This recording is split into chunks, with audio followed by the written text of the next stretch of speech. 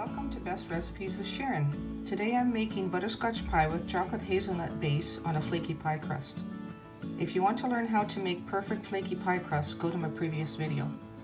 Alright, without further ado, let's get started. 1/4 cup of butter in there, and I'm pouring in a cup of 1% milk, and I have it mixed with 1 cup of table cream. And I'm going to start heating that up.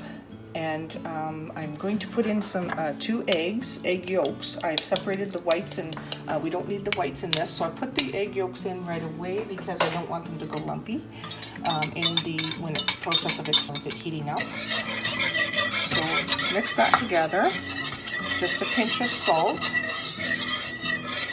and a cup of brown sugar. So we're just going to put that in there. I don't put the cornstarch inside the liquid.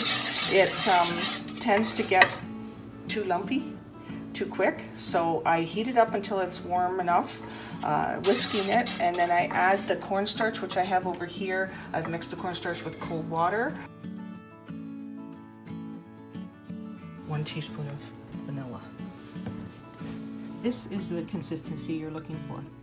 Now let that cool down completely before adding it to the pie shell. Otherwise it will melt the chocolate and can also cause a soggy crust. Add the chocolate hazelnut spread and let it set in the fridge for 30 minutes. Now we pour in the butterscotch filling.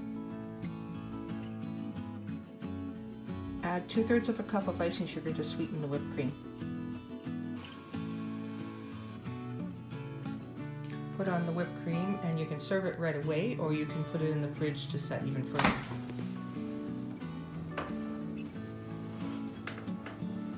Ooh, look at that.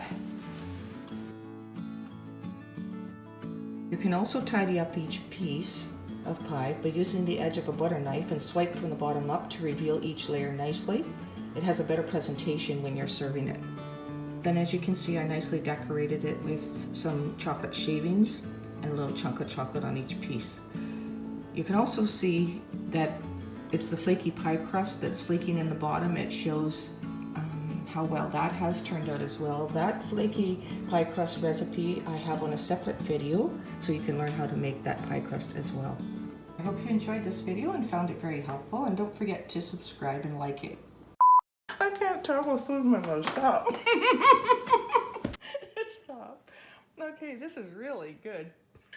Wanna try a piece?